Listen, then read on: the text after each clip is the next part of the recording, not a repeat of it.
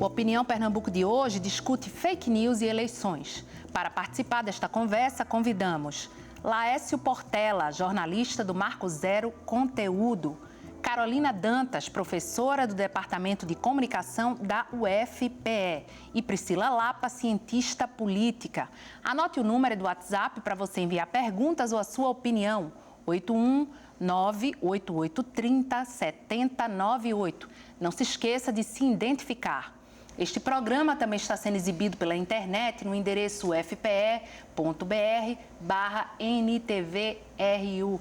Priscila, bem-vinda. Boa noite. Boa noite. A gente estava aqui, falou um pouco da diferença entre fake news, boatos, fofocas, falou um pouco da pós-verdade de Trump, da entrevista de ontem, concedida por um dos candidatos.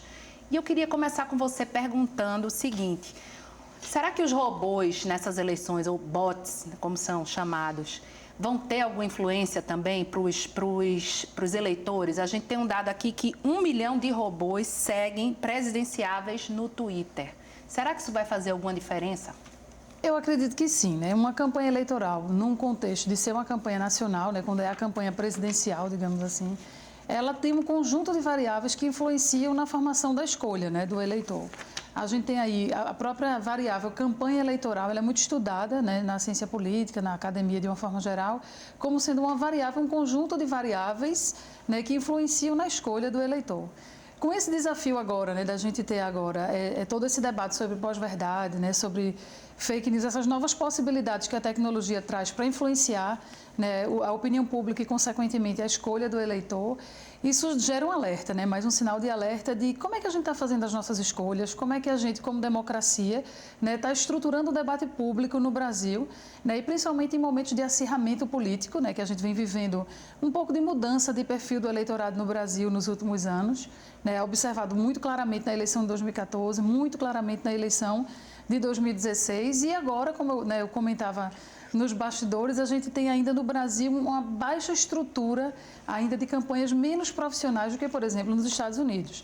A gente viu todo esse debate acontecer nos Estados Unidos na eleição de Trump e isso vem para o Brasil agora, num contexto de as pessoas não estão mais acreditando, né, de um grande descrédito na política, a dificuldade de uma linguagem entre a política, é como se a política tivesse descolada da pauta da sociedade e ainda com esse elemento de possibilidade de enviesamentos que vem, né, com essas influências digitais que são um elemento a mais, um ingrediente que, se a gente não estiver atento, né, a gente pode, né, sofrer alguns danos, sim, eu acredito, para a democracia por influências, digamos assim, da gente não estar, em vez de a gente estar democratizando o debate, em vez de a gente estar criando novos atalhos informacionais para o eleitor, a gente está criando, né, armadilhas, digamos assim, para os partidos, né, para os candidatos, eu acho que criando ainda mais um descolamento entre a agenda da sociedade e a agenda da política, né, que a gente percebe os robôs também, que até os robôs estão entrando aí, fazendo parte dessa disputa.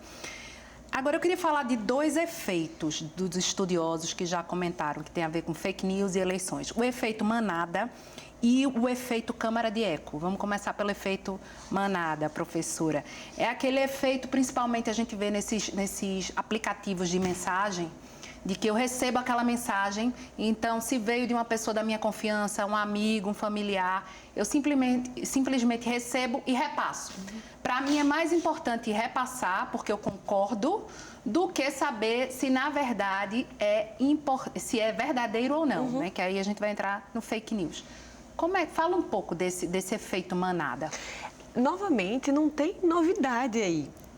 A gente está em Recife, a gente está em Pernambuco e eu queria voltar a algo que aconteceu, se eu não me engano, na década de 70, eu não sou muito boa de data, que foi a lendária história do estouro de Tapacurá. Aconteceu naquela época, sem nenhuma rede social, sem nenhum meio digital de informação, exatamente a mesma coisa. Uma informação que em meios atuais, né, numa nomenclatura atual, na verdade, viralizou. De boca em boca as pessoas foram dizendo Tapacurá estourou, né? Minha avó conta que quem tinha telefone foi ligando um para o outro, a vizinha foi gritando, e telefone com fio, telefone sem fio. As pessoas entraram num processo de histeria coletiva e saíram se avisando. É a mesma coisa. As informações que são importantes para a gente simplesmente passa adiante por esse impulso comunicacional. Eu preciso fazer com que algo chegue a vocês da forma mais rápida possível. às vezes não importa se é verdade ou não. Eu quero pegar aquela batata quente, que é a informação, e passar adiante, porque aquilo está me incomodando, é informação, eu tenho que jogar. E isso me leva ao segundo fenômeno. Vou falar rapidinho, porque esse é o meu favorito, que são as câmeras de eco, então vamos que adiantar. Algumas pessoas chamam de bolha, mas eu vou falar bem rápido, né? A bolha é o seguinte, é aquela zona de conforto onde só as informações que eu gosto são replicadas. Então, por exemplo, se eu gosto de um tipo de música X ou de uma ideologia partidária Y, eu tendo a conviver com pessoas dentro e fora das redes sociais que vão gostar das mesmas coisas. Então, aquilo que eu jogo adiante, essa batata quente comunicacional, ela reverbera. Alguém vai simplesmente pegar e vai dizer, opa, eu gostei disso também, e vai me devolver. Então, eu vou ter sempre a impressão que todo mundo gosta das mesmas coisas que eu, concorda com as mesmas informações que eu. Então, nessas bolhas, eu tenho consenso. O consenso é bom, parece interessante, e há todo um mundo lá fora de opiniões divergentes, de pessoas diferentes, de outras ideias e outros gostos que eu simplesmente não conheço. Agora, esse ano também um outro diferencial, né, Laércio, é que agora os candidatos podem fazer posts patrocinados, que não podiam na eleição anterior. Aí eu estou com um dado aqui bem quente, que Meirelles, por exemplo, tem 192 posts impulsionados e gastou 102 mil. Boulos tem 33 e gastou 13 mil. E João Amoedo tem 18 publicações e gastou 29 mil. Mais uma vez, a mesma pergunta. Até que ponto, será que dá para a gente medir até que ponto isso pode ou não fazer alguma diferença? Porque, inclusive, esses posts patrocinados, como você bem sabe, a gente não precisa estar seguindo aquele candidato para... Era o que eu ia falar, exatamente. Para receber, não é? É uma tentativa dos candidatos, primeiro, para fazer o alcance... Para o telespectador que está nos vendo e ouvindo aí, assim, o alcance dos posts que não são patrocinados cada vez é menor. Pra você ter uma ideia, há dados que indicam que apenas 6% do que a gente publica organicamente, sem patrocinar, circulam na timeline dos nossos amigos. 6% do conteúdo que a gente coloca, ou seja, muito pouco. O próprio Facebook estimula que você pague para fazer circular o teu conteúdo. Sim.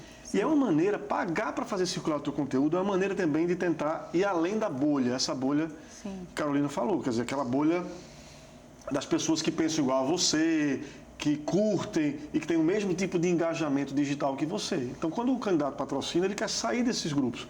E quando você patrocina, você pode escolher o gênero, a idade, o local. Quer dizer, então tem um direcionamento mais importante, né? Eu acho que um elemento que me ocorre aqui importante dizer, assim, a gente tem que estar atento que a campanha eleitoral reduziu pela metade, eram 90 dias, passou 45 dias. O tempo de TV reduziu bastante também.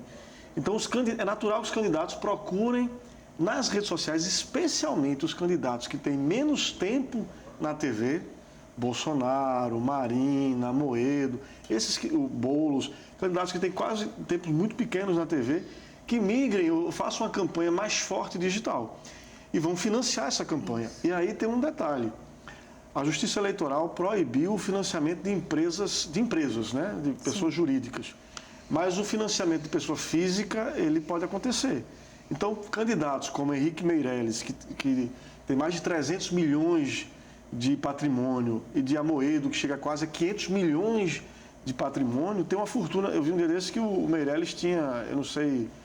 eu não vou dizer esse número, que eu não tenho certeza. Ele profitou 20 milhões. 20 milhões, é isso, né? Eu vi comentários, eu não queria dizer aqui se eu não tinha apurado se era isso, mas colocou 20 milhões de patrimônio dele. Você vê que, apesar de uma medida que teoricamente era para igualar mais o jogo, os candidatos milionários, aqueles que têm fortunas, eles conseguem investir mais e vão investir muito em redes sociais, justamente porque tem pouco tempo de TV. Continua à frente do jogo, de qualquer forma, mesmo com as mídias sociais, não é? Aí você veja, quem tem mais tempo de TV, quem tem mais apoio partidário, mais congressista, quer dizer, quem já está no poder tem mais tempo de TV. Mas se você tem muito mais recursos, você pode incrementar a tua campanha nas redes sociais. Sim. A campanha oficial. A única vantagem que eu vejo do patrocínio, do ponto de vista da democracia, desse processo todo, é que pelo menos você sabe quem patrocinou, né? A página que está patrocinando ali, que isso fique claro. Sim. Né? Porque o patrocínio que venha de terceiro para beneficiar aquele candidato, é uma coisa. Já é mais preocupante, Já é mais né? preocupante, exatamente. Agora, Priscila, vamos tentar fazer um exemplo aqui para o telespectador poder entender como é que funciona. Faz um ano exatamente, agosto de 2017, que saiu a seguinte notícia. Tentaram matar o deputado federal Tiririca, certo? Foi falsa. E era justamente no momento que estava se votando se Temer iria ou não ser julgado por aquelas questões. E ele foi contra isso, né? Que o presidente fosse a julgamento nesse momento. E aí se fala que por conta desse posicionamento dele, isso deu pano para que essa fake news fosse para o público, né? A minha pergunta é o seguinte: a fake news mais difícil de combater é a que utiliza informações contextuais verdadeiras, como essa, por exemplo?